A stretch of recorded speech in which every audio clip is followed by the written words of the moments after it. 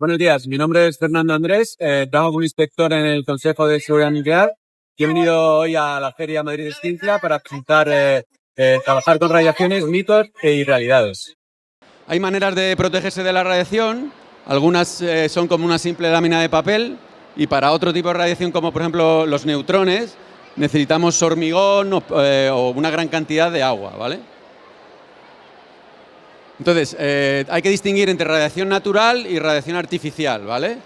La radiación natural está compuesta por los rayos cósmicos del universo que pues, existen y nos atraviesan constantemente.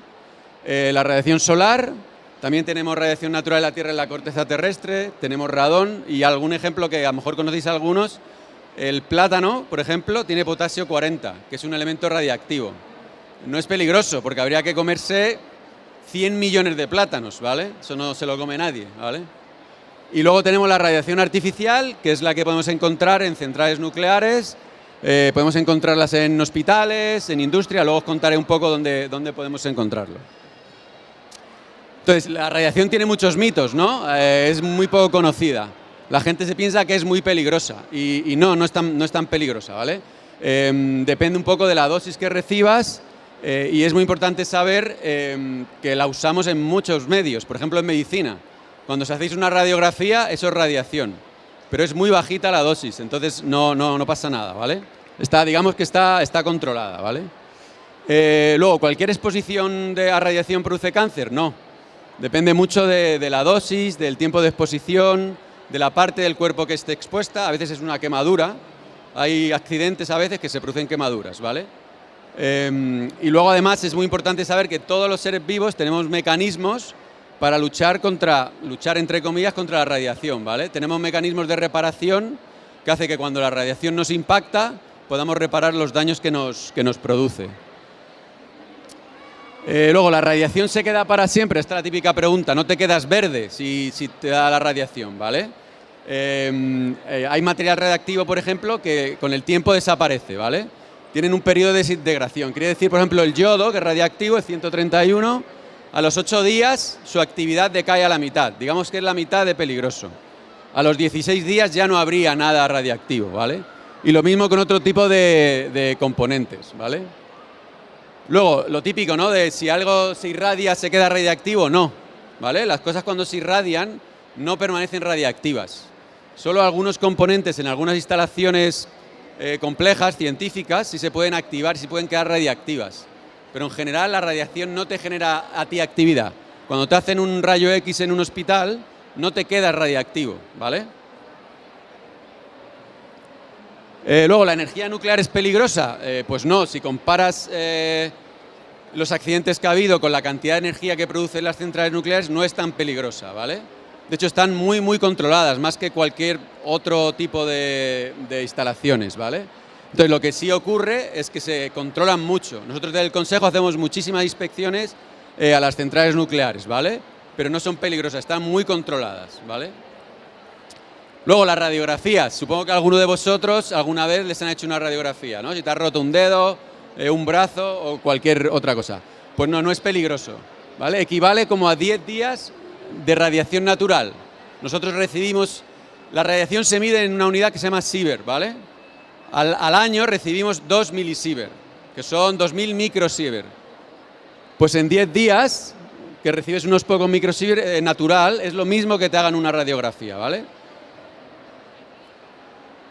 Luego, lo malo, entre comillas, de la radiación es que no se huele, no se siente, no sabe, el cuerpo, no podemos detectarla, ¿no? No es como si hay un incendio o como si hay algo tóxico que huele mal. La radiación se tiene que medir con aparatos como este que veis aquí, ¿vale? Porque no la podemos detectar con los sentidos humanos, ¿vale? Sí es cierto que hay fuentes que cuando están en ciertos embalajes, si tú tocas el embalaje está caliente, porque la radiación puede generar mucho calor, ¿vale? Pero si aquí hubiera una fuente radiactiva tapada, no podríamos notarlo bajo ningún concepto, ¿vale? Luego, ¿la contaminación radiactiva es mortal? Pues no, depende un poco de la contaminación que haya. La contaminación se puede limpiar, ¿vale? Por ejemplo, ¿sabréis lo que pasó en Fukushima algunos, supongo? ¿Algunos saben lo que pasó en Fukushima? Sí, pues ahí hubo contaminación, pero la contaminación se pudo solucionar, ¿vale? Luego, tener en cuenta eso, que estamos sometidos a radiación todo el rato, ¿vale? Radiación natural. Incluso las tripulaciones de aviones, o cuando cogéis un avión y os vais muy lejos, ahí hay radiación, ¿vale? Cuanto más alto vuela el avión, más radiación hay. También hay radiación en minas, por ejemplo, ¿vale? La radiación está presente todo el rato en nuestras vidas, ¿vale? Porque vivimos en un universo que es radiactivo, ¿vale? Lo que pasa que ya os digo, ¿vale? Nuestro organismo está preparado para luchar contra, digamos, la afección que tiene la radiación en nosotros, ¿vale? Estamos preparados. Entonces, por ejemplo, ejemplos de instalaciones médicas que conozcáis, rayos X, ¿vale? O, por ejemplo, esto es un equipo de medicina nuclear que lo que se hace es obtener imagen de posibles enfermedades que tenemos, ¿vale? Te inyectan radioisótopos y obtenemos imágenes para ver si tenemos alguna enfermedad o cómo evoluciona la enfermedad. También tenemos radioterapia, ¿vale? Que se usan equipos como aceleradores para tratar el cáncer. Otro tipo de equipos tienen fuentes que se introducen dentro del cuerpo, se acercan al cáncer y eliminan el cáncer, tratan el cáncer, ¿vale?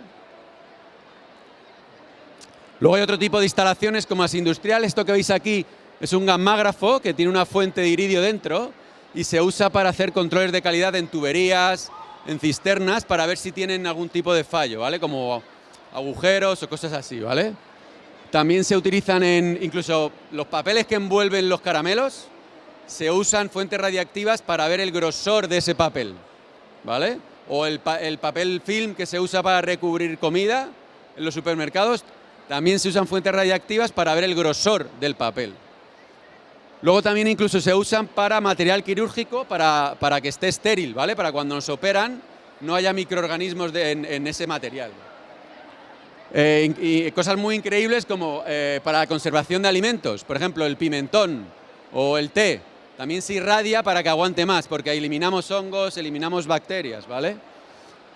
También incluso se irradian semillas para hacerlas más resistentes a plagas, por ejemplo. Y una cosa muy interesante también es que incluso se irradian especies de moscas que hacen que los machos sean estériles, se sueltan al medio ambiente y así esa plaga no puede progresar, ¿vale? Porque los machos son estériles. Luego también en ciencia e investigación, por ejemplo, se usa el carbono 14.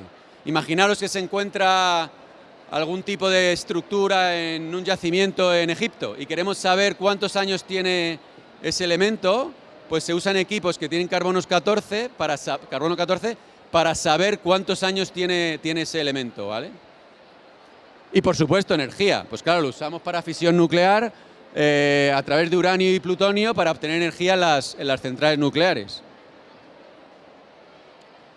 Y bueno, las salidas profesionales, tener en cuenta que hay un montón de trabajos relacionados con la radiación, ¿vale? En medicina, ¿vale? Desde los técnicos que se hacen los rayos X hasta el personal que trabaja en medicina nuclear, el personal que trabaja en radioterapia, radiofísicos, médicos. Hay un montón de salidas que tienen que ver con la radiación, ¿vale? También en investigación, hay un montón de centros de investigación en España que utilizan la radiación. Por supuesto, en centrales nucleares, aunque ya sabéis que las van a cerrar de aquí a unos años, el desmantelamiento de las centrales genera mucho trabajo, ¿vale? Entonces ahí también hay trabajo. Y luego en el regulador, nosotros, el Consejo de Seguridad Nuclear, somos 400 personas, somos unos 100 y pico, 200 inspectores, que lo que hacemos es ir a controlar estas instalaciones, a inspeccionarlas, llevamos monitores de radiación, comprobamos que tienen carnets para poder usar, licencias para poder operar equipos radiactivos, controlamos que las dosis que ellos cogen en sus trabajos sean bajas y hacemos que el medio ambiente y la gente que trabaja con este tipo de radiación pues esté segura en su trabajo, ¿vale? Y ya se ha pasado el tiempo. Así que nada, muchas gracias y si tenéis cualquier pregunta, pues aquí me tenéis. Gracias. Cualquier pregunta, aunque sea tonta, cualquier cosa. ¿Alguien quiere alguna pregunta? ¿Se atreve?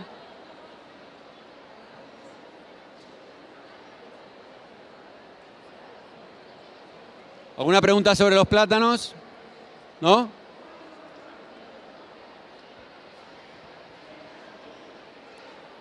Está apagado.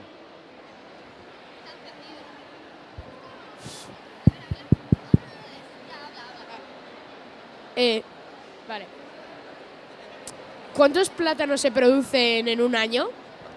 O sea, no sé cuántos se producen en un año. Claro, porque es Pero- que si producen menos de todos los que te puedes comer para tener radiactividad, Claro, pero imagínate, si te comes 50 plátanos en un día, es como la misma radiación natural que tú recibes en 10 días.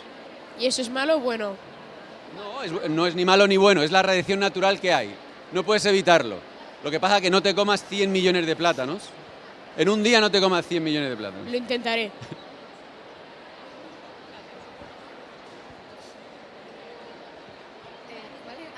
¿Cuál es el tipo de radiación más usada en medicina?